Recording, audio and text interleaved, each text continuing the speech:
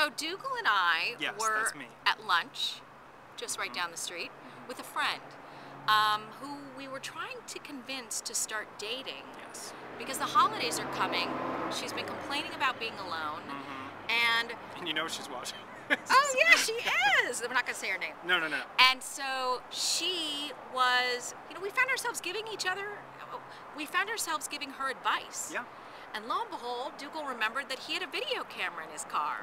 We thought this would be the perfect time to make our very first Dougall and Stacy blog. Yay! And what's it about? Dating.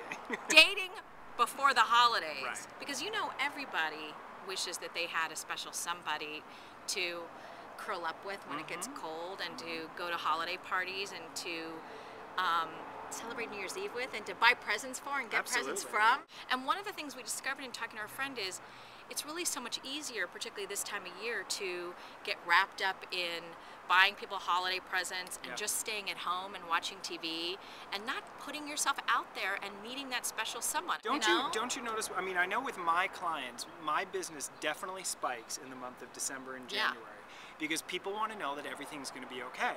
Sadly, they think they can sit in their living room and light a candle and face east and a relationship will pop out of nowhere. And that's not quite how it works. So I have to give them tools to kind of get the energy moving and attract someone in. Would you agree? Yes, I would agree. You kind of have to step out of your comfort zone, be a bigger personality than maybe you normally are in order to attract something in different. Plus, let's be honest, this time of year, everybody's eating more. Oh my God. You're exercising less. Yes. You're drinking more. And so you just feel like, ugh. So we've decided that we're going to create a movement starting today where everyone who is single needs to be getting out and trying to find that special someone. Agreed. Now, one of the things I've discovered is everyone thinks that they're going to find that special someone right away. Right. And they get impatient when they don't. And that rarely, if ever, happens. It just doesn't work. I know. So one of the ways that I like to suggest that people do that is to go get involved in activities where you may not be meeting someone you date, but you're going to be making more friends. Correct. So that is getting involved in a class. And it doesn't have to be a 6-week course. It could be a 1-day class on cooking or finance, where you might make a new friend. Maybe it's somebody who's married, who maybe knows some single people to introduce you to. Or maybe has another single friend that you can get to know to go out with to meet people. I think it's also better to look busy. I mean, nothing is worse than to be on a date with someone and have them say, "What have you been up to?" And you don't want to admit that all you do, I pet all 14 cats and order in. I've watched the entire series. I've watched the entire series of Grey's Anatomy over the last week. Real Housewives of Atlanta, love it. But it's better to look busy, you want to be productive. You were at a party on Friday night. You volunteer every Sunday. You've had 3 dates this month because you're on the internet, which leads us to the importance of internet dating, to get out there, to show people what you want, to be vulnerable, to attract someone in. One of the things that I really like about internet dating is you get to make a profile and it makes you have to brag about yourself. So you have to either consult with your friends or search deep down inside to figure out things that you like about yourself that you can put down, and that is great for self-esteem. Yeah, absolutely. And it's the law of attraction. Energy follows thought and thought directs energy. So when you list the qualities that you would like in another individual, and then hundreds of people are reading that, they may not be the fit for you, but they're sending that energy out there for you. They may say to a friend, "Oh, I saw someone online that would be great for you," whatever it is.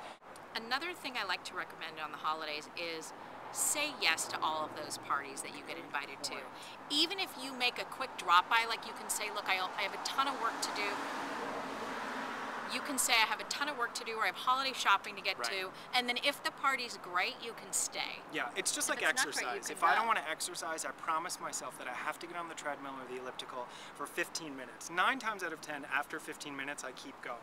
So even if that's a good idea, even if you're invited to a party and you don't want to go, tell the host that you can only come for 20 minutes, and then if you're uncomfortable, you can go. Chances are you're probably going to stay and have a nice time, but at least you know you have an out if you're not having a good time. And people tend to isolate themselves during the holidays, and so it's important to not be isolated, to be around people and energy and food and fun. And Maybe you're just going to have a great time talking to somebody. Maybe you're going to make a business contact, somebody who's going to help you find a better job. Right. You don't know, but it's important to be open and put yourself out there and put a smile on your face. It's true. I've noticed with clients around the holidays that they get wrapped up in kind of dramatic relationships that don't suit them because they'd rather be in a relationship and they're settling rather than being alone. Right. Do you notice find that too. I find that when I don't want to use the word desperate, but it can't. When we get a little bit desperate or lonely or needy, we tend to either go back to past relationships that were stinky so that we're not alone. Right. Or we tend to date people who don't meet our standards in order to not be alone. But you know what that does, don't you? What it does is it keeps you from meeting the right person because you're spending all of your weekends and time and texting and email time with the wrong person. And you're at all those parties we just told you to go to, and you're coming with someone that you don't even care about, and then you have no chance of meeting someone new. Right. I think it's better to, make your list of what you need in a relationship, write the qualities down, the kind of individual that you want to meet, and then if you find yourself dating someone and you're unhappy, you may not even notice while you're doing it, so you can go back to your list to remind yourself, wait a minute, this is what I'm really looking for. This is what I should wait for. It's not important enough to have someone to the company cocktail party who drives me insane rather than or go who alone. Embarrasses me. Exactly, yeah. The psychic... You can come to my company Christmas party. Thank you. The company of one, Dougall Company. Self-employed. The psychic and the psychotherapist agree on this. Yes. That the first thing you should be doing before you're dating is making your top 10 list. Absolutely. What is the most important to you? What must you have in a relationship? And by the way, you may not find all 10. No. But if you could find 7 or 8, I think you're in good shape. Well.